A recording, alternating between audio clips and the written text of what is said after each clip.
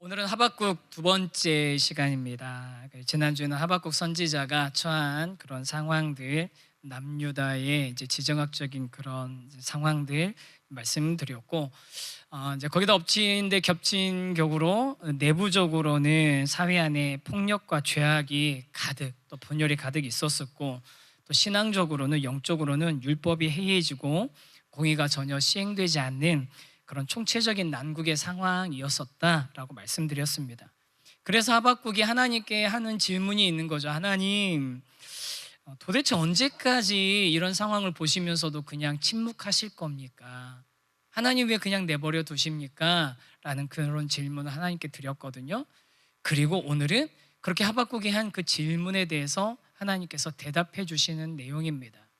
오늘은 그래서 이 내용을 가지고 하나님이 어떤 분이신가 우리가 좀 오늘 좀 같이 좀 생각해 보려고 하거든요. 근데 이제 좀 미리 말씀드리는데 오늘은 내용이 조금 어렵습니다.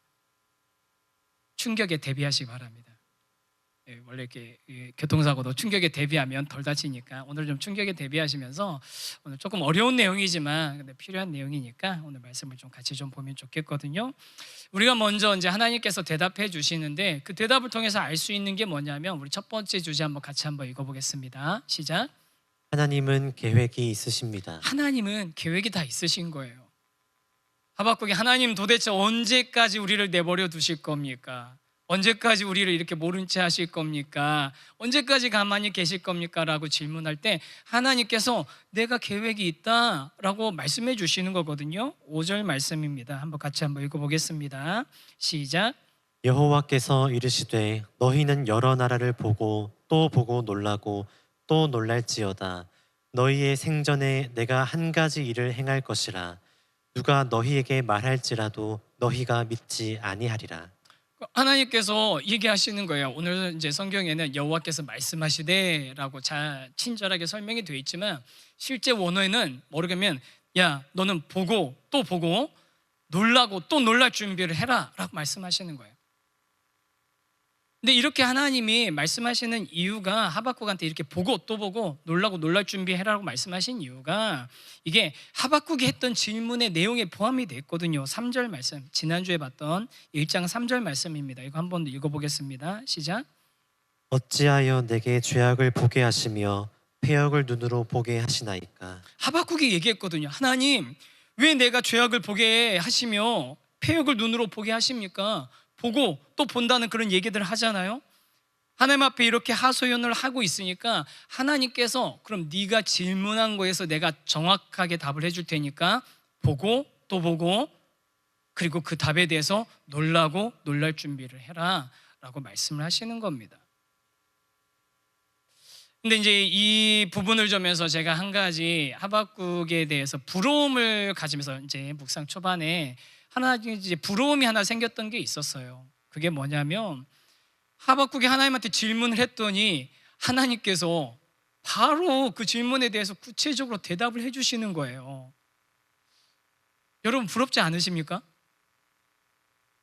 별로 뭐 이렇게 물어보지 않으셨던 것 같기도 하고, 네. 그렇잖아요. 이제 지금 뭐 사역하다 보면 여러 사람들을 만나는데 많은 분들이 여러 형편에 계신 많은 분들이 오셔서 하나님, 아니, 목사님 이런 상황엔 도대체 어떻게 되는 겁니까? 이런 상황이 하나님의 뜻이 도대체 뭔지 좀 모르겠습니다. 궁금합니다. 하나님이 좀 하나님의 뜻을 좀 알려주시면 좀 너무너무 좋겠습니다. 이런 얘기들 하는 경우들을 종종 만납니다. 뭐 그런 얘기들 중에는 뭐 내가 어느 직장 가야 되는지, 뭐 누구하고 사귀고 결혼해야 되는지, 뭐 이런 그 레벨의 질문에서부터 정말로 정말 어려운 상황이어서 도대체 내가 어떻게 해야 될지 모르겠는 내 선택의 문제 정도가 아니라 내가 도대체 어떻게 이런 삶을 버티면서 살아가야 될지 모르는 그런 좀 답답함을 가지고 질문하시는 경우들도 있어요. 고통과 고난을 직면하다 보면 그런 상황 가운데서 어떻게 이걸 헤쳐나가야 될지, 도대체 내 인생을 향한 하나님의 뜻이 뭔지 너무 궁금해지는 거죠. 그래서 막 의문이 생겨서 그런 질문들을 막 하는데 대부분의 경우는 어떻습니까? 대부분의 경우는 우리는 그 하나님의 답을 듣지 못하는 경우들이 얼마나 많은지 몰라요. 얼마 전에 있었던 일인데요. 우리 교회 성도님이 아니라 예전부터 알고 있던 어떤 성도님이 급하게 연락이 좀 왔어요. 좀 어려움이 좀 생겨가지고 목사님이 와서 좀 이야기 좀 상황을 좀 들어주시고 또 좀 중재를 좀 해달라고 부탁을 해서 마침 시간이 돼서 제가 갔습니다. 가가지고서 한참 이제 이런저런 이야기들을 좀 많이 나누고 또 설명도 하고 설득도 하고 막 그랬거든요. 4시 조금 넘어서 가서 나올 때 보니까 8시가 넘었더라고요.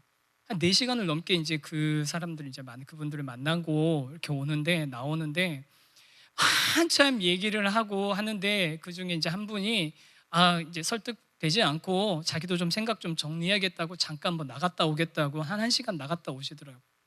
그 정도로. 그 나가서 기다리는 시간 동안에 제가 속으로 이렇게 하나님 앞에 기도했습니다. 하나님, 도대체 이럴 땐 어떻게 해야 되는 겁니까? 제가 하나님께 그렇게 물어보고 있더라고요. 하나님, 이럴 땐 도대체 어떻게 해야 되는 겁니까? 제가 뭐라고 얘기해 줘야 되는 겁니까? 너무 답답한 거죠. 그래서 우리는 이렇게 생각해요. 만약 그렇게 하나님, 이럴 땐 우리가 도대체 어떻게 해야 됩니까? 라고 물어봤을 때 하나님, 자 봐라, 내가 다 계획이 있다, 내가 다 생각이 있다, 내가 준비해 놓은 게 있다, 이렇게 말씀해 주시면 우리가 되게 좋을 것 같잖아요. 그렇죠? 하나님은 그렇게 알려주시고 하나님의 계획 우리한테 다 이렇게 하나하나 자세하게 얘기해 주시면 우리의 답답함이 해결되고 그 마음이 그냥 뻥 뚫릴 것 같은 그런 마음이 그렇게 뭐라고 그러죠? 해결이 될 것 같은데 왜 대답해 주시지 않으실까요? 정말로 하나님이 가지고 계신 계획을 우리한테 다 얘기해 주시면 우리의 마음이 그렇게 속이 뻥 뚫린 것처럼 사이다처럼 시원해질까요? 오늘 말이 조금 이상. 정말 그렇게 될 수 있을 것 같습니까? 그런데 말입니다, 여러분. 하나님으로부터 확실한 답을 들은 하박국이 어떻게 되냐면요, 시원해지지 않아요. 놀라게 됩니다. 오히려 더 답답해지는 겁니다. 오히려 더 이해가 되지 않는 거예요. 우리가 답답해하는 문제에 대해서 하나님께서 만약에 하박국에게 하신 것처럼 대답을 내가 계획 다 가지고 있다, 보고 또 보고 놀라고 또 놀랄 준비를 해라라고 말씀하신다면 여러분, 그 하나님의 대답에, 하나님의 응답에 아멘하고 받으실 준비가 돼 있으십니까? 하실 수 있으실 것 같으세요? 쉬운 이야기가 아닙니다. 그래서 우리가 두 번째로 생각해야 될 주제가 이겁니다. 같이 한번 읽겠습니다. 시작. 하나님의 계획은 이해하기 어렵습니다. 하나님의 계획은 이해하기가 어렵습니다. 쉽지 않습니다. 아니요, 조금 더 정확하게 표현하면요, 우리는요, 하나님의 그 계획을, 하나님의 뜻을 이해한다는 게 사실은 있는 그대로 받아들인다는 게 사실은 거의 불가능합니다. 뭐라도 대답해 주시면 속 시원할 줄 알았는데 막상 하나님께서 해주시는 답을 듣고 나면 더 혼란스러워지는 경우가 많은 거죠. 왜냐하면 우리 하박국을 봤을 때 하박국은 자신이 원하는 답과 전혀 다른 답을 하나님이 주셨기 때문입니다. 보면요, 하나님은요, 하박국이 어떤 답을 원하는지는 알고 계셨던 것 같아요. 뭐 이런 거겠죠. 하나님, 도대체 이 악이 가득한 걸 어떻게 하시겠습니까? 이 민족 언제까지 내버려 두시겠습니까? 그러면 하나님, 걱정하지 마라, 내가 나타나서 아니면 좋은 왕을 일으켜서, 다윗 같은 왕을 일으켜서 이 민족 다시 회복시켜 줄 거다, 걱정 말아라, 이러길 바랬겠죠. 그런데요, 하나님은 그렇지 않습니다. 하박국이 생각하고 예상했던 답과 전혀 다른 답을 주시는 거예요. 그러니까 하박국이 놀랄 수밖에 없는 거죠. 여기서 하박국을 포함해서 저와 여러분이 하나님한테 하나님의 뜻을 알길 원합니다. 하나님, 어떻게 해야 될지 알려주시면 좋겠습니다. 하나님, 내 기도에 응답해 주시고 나한테 답답하니까 뭐라도 말씀 좀 해주셨으면 좋겠습니다 라고 말하지만 실제로는 정확하게 말하면 우리가 하나님의 뜻을 알고 싶은 게 아니라 내가 가지고 있는 계획, 내 생각을 하나님께서 그대로 들어주실지 안 들어주실지 그게 궁금한 거잖아요. 그게 솔직한 얘기 아닙니까? 내가 계획한 것을 하나님이 그대로 해주시기를 바라는 건데 아까 제가 대화했던 그분, 찾아갔던 그분 이렇게 이야기했잖아요. 말씀드렸잖아요. 처음 대화를 이렇게 하는데 이분이 처음부터 결론을 딱 가지고 있어요. 저를 만났는데 처음부터 한 분이 결론을 딱 가지고 있으면서 그 결론을 가지고 제가 아무 이렇게 설명도 하고 저렇게 설명도 하고 막 해도 듣는 척하고 그 자리에 앉아는 있는데요, 마음은 하나도 움직이지 않는 게 느껴지는 거예요. 아시잖아요, 대화해보면. 그런데 제가 그 사람이 원하는 답이 있는데 저는 절대로 그 답을 해줄 수 없어서 아니라고, 그게 아니라고 계속 설명을 하거든요. 저는 그 답을 줄 수 없기 때문에, 주면 안 되기 때문에, 그게 답이 아니기 때문에 계속 설명을 하는데 받아들이지 않는 거예요. 제가 계속 그렇게 버티니까 그분이 자기 좀 생각 좀 정리하고 와야겠다고, 못 있겠다고 나갔다고 오시더라고요. 우리가 다 비슷한 거예요. 하나님한테, 하나님 나 좀 도와주세요, 나 좀 뭐 좀 이렇게 나한테 좀 답 좀 알려주세요, 나 궁금해요, 나 어떻게 해야 되는 거예요? 라고 하지만 사실은 내가 원하는 답은 따로 있어. 내가 가지고 있는 답은 따로 있는 겁니다. 하나님이 어떤 생각을 가지고 계신지 우리가 이해하려는 그런 마음이 없이 그저 내 생각대로 하나님이 답을 해주시기를, 그걸 이루어주시기를 바라는 거죠. 그럼 왜 우리는 그렇게 하나님 앞에, 하나님, 전능하신 하나님을 향해서 나가서 하나님이 내 문제를 해결해 주시기를 바라는 것처럼 나가면서도 우리는 그렇게 내 답을 그렇게 고집하고 주장하게 될까요? 그 안에는요, 저를 포함해서 많은 사람들이 하나님에 대해서 아주 복잡하면서도 이율배반적인 사고를 하고 있기 때문입니다. 그리고 하나님을 오해하고 있기 때문이에요. 여러분, 저와 여러분이 하나님을 이해할 수 있을까요? 하나님을 얼만큼 이해하고 계십니까? 여러분이 생각하는 하나님은 어떤 분이십니까? 우리는 하나님을 사실은 이해한다는 게 굉장히 어려운 존재입니다. 왜냐하면 우리는 매우 유한한 존재이고 하나님은 본질적으로 무한하신 분이시기 때문이시죠. 여러분, 하나님이 무한하신 속성이 굉장히 다양한 모습으로 드러나는데, 대표적인 거 무한하신 하나님, 시간적으로 무한하시다, 그걸 뭐라고 표현하죠? 우리가 영원하시다. 영원하시잖아요. 영원하신 하나님 우리 찬양하잖아요. 영원하신 하나님 찬양하지만 여러분, 그럼 하나님의 그 영원하심이 도대체 언제부터 언제까지인지 여러분 가늠이 되십니까? 또 하나님의 무한하신 것 중에 하나님 시간에 대해서도 또 무한하시죠. 또 시간에 대해서 무한하신 게 영원하심이라면 지식에 대해서도 무한하시잖아요. 무한한 지식을, 모든 것을 알고 계신 하나님을 우리는 어떤 하나님이라고 하죠?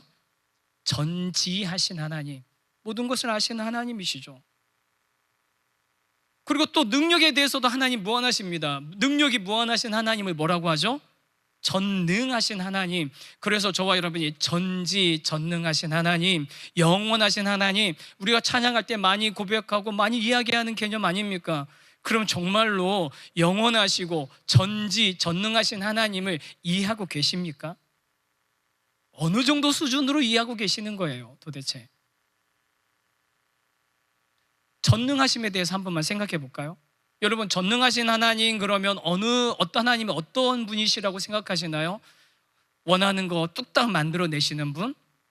저희 아이들 수준에서 생각해 보면 맛있는 거, 자기들이 원하는 거 그냥 마음대로 만들어서 드실 수 있는 분? 그 정도가 전능하신 하나님이십니까? 그냥 중력에 구애받지 않고 막 날아다닐 수 있고, 저 높은 데서 떨어져도 아무렇지도 않게 뭐 부러지거나 다치거나 깨지지 않고 착 사뿐히 착취해가지고서 장자연스럽게 걸어갈 수 있는 분? 그런 걸 우리는 전능하심이라고 생각하지 않나요? 그런데 여러분, 우리 신앙의 선배들이 생각하는 하나님의 전능하심은 뭐냐면요, 온 세상을 그 기쁘신 뜻대로 창조하시고 그 창조하신 세상이 질서 있고 조화롭게 운영되도록 하시는 능력이 하나님의 전능하심입니다. 그게 하나님의 전능하심이에요. 그럼 한번 말씀드려 볼까요? 하나님의 전능하심으로 이 세상을 만드시고 이 세상의 그 법칙들이, 운영되는 법칙들을 조화롭게 만드신 것이 하나님의 전능하심이라면, 전능하신 하나님에 의하면 저 위에서 떨어지면 어떻게 됩니까? 다리가 부러지는 게 전능하신 하나님의 능력에 의해서 이루어진 일입니까? 다리가 안 부러지는 게 전능하신 하나님에 의해서 일어난 일입니까? 다리가 부러지는 일이 전능하신 하나님에 의해서 이루어진 일이죠. 이 세상 천지 만물을 창조하시고 파인 튜닝이라고 하잖아요. 정교하게 만들어 놓으신 하나님의 그 섭리 안에서, 계획 안에서 중력 때문에 떨어지면 그걸 이기지 못하고 다리가 부러지는 게, 그게 전능하신 하나님께서 행하신 일이라는 거예요. 그런데 우리는 전능하심을 아주 유치한 수준에서 저기서 떨어졌을 때 안 다치고 하늘 날아다닐 수 있는 그 정도 수준으로 생각하는 거죠. 온 우주 만물을 만드신 하나님의 전능하신 앞에서. 그 전능하신 하나님의 능력을 내 뒤치다거리를 하는데 사용하고 싶은 게, 그게 우리가 하나님께 바라는 마음 아닙니까? 전지하심은 어떨까요? 전지하신 하나님, 모든 것을 아신 하나님. 여러분, 전지하신 하나님 하면 뭐 생각하십니까?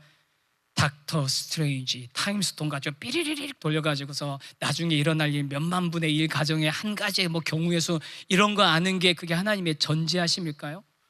내일 무슨 일이 일어나고 내년에 무슨 일이 일어날지 그런 거 맞춰주는 게 하나님의 전지하십니까? 아닙니다. 그런 것들은요, 전지하심이라고 부르지 않고 인간의 시간 안에서 이루어지는 그냥 예지, 예언이라고 하는 거예요. 아직 차원이 다른 이야기입니다. 예지, 예언이라고 하는 거죠. 전지하심이란 건 뭐냐면요, 하나님께서 시간의 개념을 초월해서, 인간의 시간 개념을 초월해서 존재하시는 그 하나님께서 과거와 현재와 미래의 시간의 구분에 얽매이지 않는 영원하신 하나님의 속속인 겁니다. 무슨 의미인지 저도 잘 모르겠어요. 저도 잘 가늠이 안 돼요. 왜 가늠이 안 되겠습니까? 저도 1년 365일 이거 이제 겨우 50바퀴째 지금 달리고 있는 사람인 거예요. 이런 제가 어떻게 하나님의 영원하심을, 그 하나님이 과거, 현재, 미래 이 시간을 초월하셔서 모든 것들을 다 주관하고 계심을, 알고 계심을 제가 어떻게 이해를 합니까? 그 하나님의 무한하신 속성은요, 전능하심이나 전지하심이나 영원하심, 우리가 감히 상상도 해볼 수 없을 엄청난 스케일을 가지고 계시다는 거예요. 그런 하나님께서, 그런 하나님이 가지고 계신 뜻과 계획을 저와 여러분에게 말씀해 주셨을 때, 저와 여러분을 그것을 아멘으로 받아들일 수 있겠습니까? 수용할 수 있겠습니까? 있는 그대로 기뻐할 수 있겠습니까? 쉽지 않은 거죠. 하박국이 지금 딱 그 상황에 놓여 있는 겁니다. 하박국이 지금 딱 그 상황에 놓여 있는 거예요. 그러니까 하나님께서 참 친절하시게도 놀라고 놀랄지어다, 놀라고 놀랄 준비해라, 깜짝 놀랄 거다. 사랑하는 성도 여러분, 저와 여러분이 듣길 원하는 하나님의 뜻은 무엇입니까? 내가 원하는 답만 정해놓고 가지고 있으면서 딱 그 답 해주기를 바라면서 기다리고 있다가 만약 그대로 이루어지지 않으면, 그 타이밍에, 내가 원하는 타이밍에 내가 원하는 방법으로 딱 이루어지지 않으면, 그때 우리는 늘 속에서 어떻게 얘기하죠? 하나님 어떻게 그러실 수 있습니까? 하나님 나한테 어떻게 이러실 수 있습니까? 그게 저와 여러분의 솔직한 반응, 그동안의 반응이었지 않습니까? 저 생각해 봤어요. 그럼 우리는 하나님을 도대체 어떤 존재로 생각하고 있는 거니까? 우리는 제가 좀 유치한 생각인데, 우리는요, 마치 하나님을 어떻게 생각하고 있냐면, 내가 원하는 건 뭐든지 들어줄 수 있는 마음씨 좋고, 또 내가 원하는 건 뭐든지 다 해줄 수 있는 돈이 많고, 하지만 내 삶에는 간섭하지 않는 할아버지, 엄마 아빠면 안 돼. 내 삶에 간섭을 하시니까. 그렇잖아요. 엄마 아빠는 내 삶에 간섭하시니까 엄마 아빠면 안 돼. 뭐든지 나를 좋게 보고 내가 원하는 거 다 해주시고, 그걸 해주실 수 있는 능력도, 엄청난 재력과 능력도 있는데 간섭하지 않는 할아버지이길 바라는 거예요. 하나님은 지금 그런 생각을 가지고 있는 하박국을 깨뜨리고 계시는 겁니다. 저와 여러분의 그런 생각을 하박국을 읽는 동안 깨뜨리고 계시는 거예요. 죄악과 폭력, 불의로 가득한 유다 민족과는 비교할 수도 없는 포악하고 강력하고 파괴적이고 우상을 섬기고 있는 그런 바벨론을 통해서 유다 민족을 징계할 것이라고 말씀하시는, 그러니까 똑똑히 보고 있으라고, 놀라지 말라고, 아니 놀라라고 얘기하고 계시는 겁니다. 우리 생각을 완전히 뛰어넘으신, 하박국의 생각을 완전히 뛰어넘으신 거죠.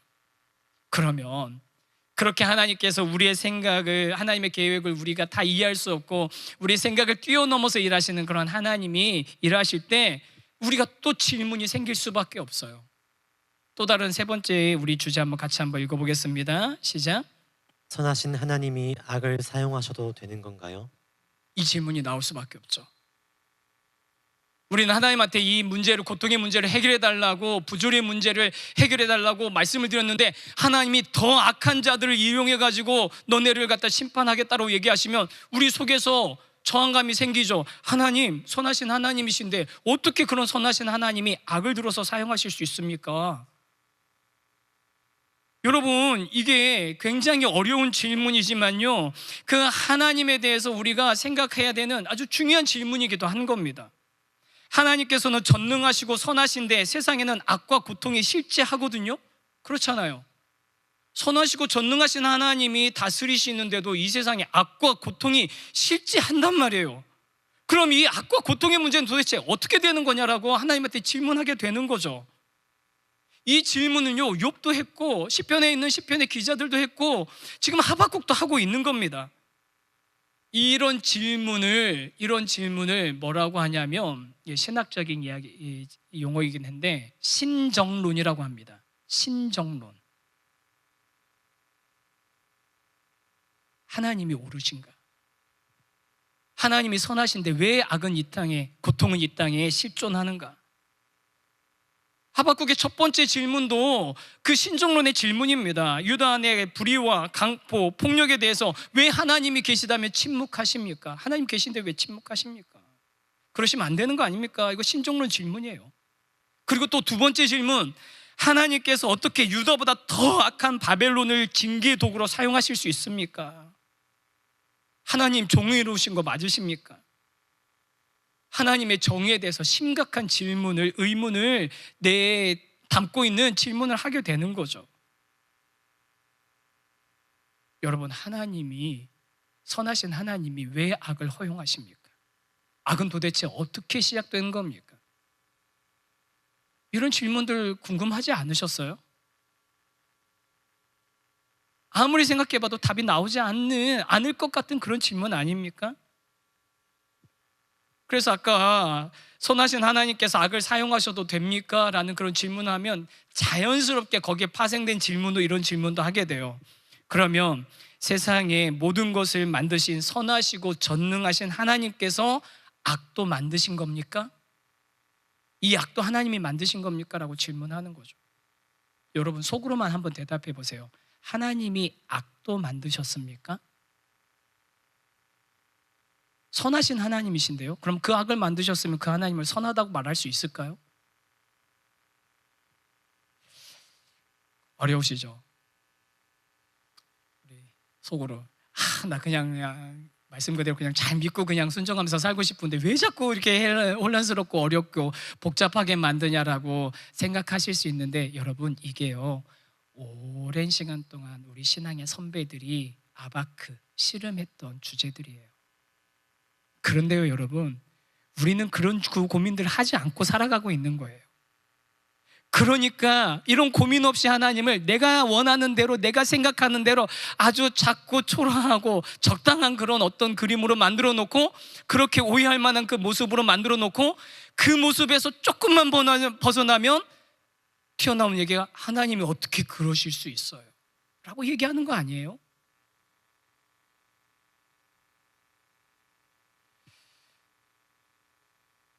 이 세상에 존재하는 악과 고통의 문제에 대해서 많은 그런 고민들이 있었지만, 그거에 대해서 우리 신앙의 아주 오래된 선배인 어거스틴은 이렇게 이야기를 합니다.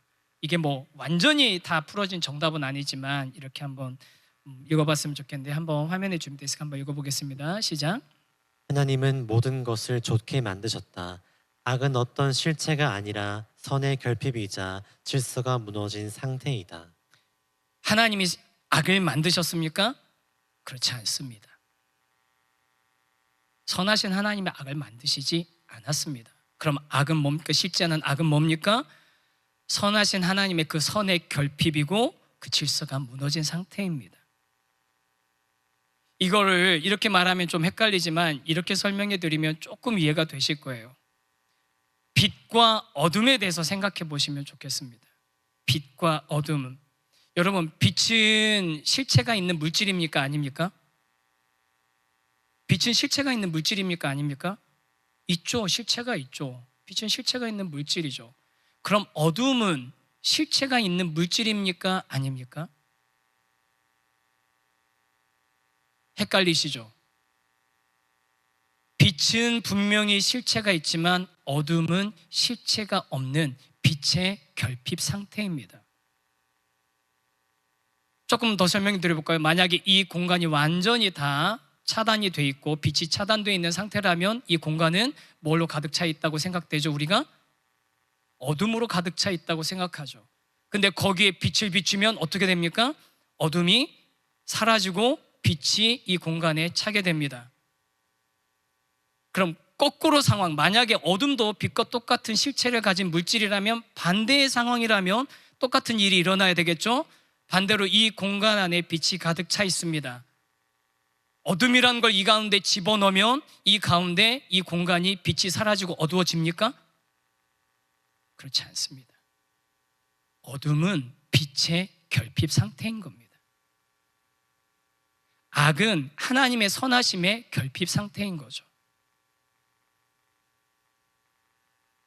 그래서 우리가 하나님이 직접 악을 만드시진 않으셨지만 이 악을 허용하셔서 이 악을 통해서도 하나님이 계획하고 계시는 일들을 완전히 완성해 나가시는데 아무런 문제가 없으시고 또 하나님, 우리가 이해할 수 없는 하나님의 계획 가운데서 허용해 놓으신 부분들이 있는 겁니다. 그런 차원에서 오늘 하나님께서 들어서 사용하시는 바벨론을 보면요, 바벨론이 하나님의 결핍 상태라는 것을 드러내는 말씀들이 있습니다. 7절과 11절에 있는 부분이거든요. 한번 보겠습니다. 시작. 그들은 두렵고 무서우며 당당함과 위엄이 자기들에게서 나오며 그들은 자기들의 힘을 자기들의 신으로 삼는 자들이라. 바벨론에 가지고 있는 힘과 무력, 당당함, 그 위엄들은 어디서 나오는 거라고요? 하나님에게서 나온 게 아니에요. 그냥 자기들에게서 나온 겁니다. 하나님의 부재에서 나온 겁니다. 바벨론은 하나님의 부재 상태가 가져온 악한 힘, 무력의 극단적인 형태이고 바벨론은 자신들의 힘을 신으로 섬기는 자들이었습니다. 그런 악한 자들이었어요. 이런 상태이지만 하나님께서 그들을 통해서도 하나님의 목적을 이루시는 도구로 그들을 사용해 나가신다는 거죠. 이런 말씀을 드리지만 사실은 저와 여러분이 그 하나님의 그런 그 계획에 대해서 이해하는 게 너무너무 어렵습니다. 그 하나님의 그 주권적인 그 일하심과 하나님의 그 무한하심에 대해서 우리는 가늠도 할 수 없기 때문에 그 하나님 앞에서 아무리 우리가 합리적으로 이성적으로 그 하나님을 어떻게 설명해 보려고 내가 납득해 보려고 해도 그게 사실은 이루어지지 않는 거예요. 그래서 성경에서는 어떻게 얘기하냐면 그 하나님을 이해하려고 하지 말고 그 하나님 앞에 겸손하게 무릎을 꿇으라고 얘기하십니다. 이사야 55장 9절 말씀입니다. 같이 읽겠습니다. 시작. 이는 하늘이 땅보다 높음같이 내 길은 너희의 길보다 높으며 내 생각은 너희의 생각보다 높음이니라. 하늘이 땅보다 높음같이 내 길은 너희의 길보다 높으며 내 생각은 너희의 생각보다 높음이라. 우리 이 자리에 계신 우리 사랑하는 성도 여러분, 하나님의 생각은 저와 여러분의 생각보다 높으십니다. 하나님은 우리가 생각하는 것보다 훨씬 크고 광대하십니다. 그 하나님이 저와 여러분의 하나님이시기도 하시고 이 온 세계의 하나님이시기도 하십니다. 유다 민족의 하나님이시기도 하시고 우리 한민족의 하나님이시기도 하십니다. 온 세계의 하나님이시고 모든 민족의 하나님이신 겁니다. 우리를 위해서 일하시면 우리를 위해서 일하시면서 동시에 또 다른 어떤 그들을 위해서도 같이 둘이 서로 충돌되면서 서로 이것이 모순이 되는 것이 아니라 같이 우리를 위해서 일하시는 것이 그들을 위해서 일하는 것이 되도록 그렇게 동시에 역사하시는 그런 하나님이신 거죠. 그래서 그 높으신 하나님 앞에 우리가 겸손하게 무릎 꿇고 그 하나님 앞에 우리가 하나님을 찬양하고 예배하고, 하나님을 이해할 수는 없지만 저와 여러분이 할 수 있는 건 뭐냐면 그 크신 하나님을, 나보다 크신 하나님을 신뢰할 수는 있는 것이고, 그 하나님을 이해하고 납득할 수는 없지만 그 하나님을 사랑할 수는 있는 것입니다. 사랑하는 성도 여러분, 저와 여러분이 그런 하나님을 우리가 신뢰하고 그 하나님을 사랑하고 그 하나님의 뜻과 계획이 우리에게 있어서 가장 선하고 완전한 길이라는 것을 인정할 수 있는 저와 여러분이 되기를 간절히 소망합니다. 그런데 이것도 어려운 일이에요. 어려운 일이잖아요. 그런데 놀라운 것은요, 그 어려운 일들을 이해되지 않지만, 납득되지 않지만 그 어려운 것들을 하나님을 신뢰하면서 하나님을 사랑하면서 살아가는, 한 걸음 한 걸음 내디며 나가는 많은 그리스도인들의 모습, 그리스도인들이 있다는 것을 통해서 저는 확신하고 있습니다. 그런 분들이 많이 계세요.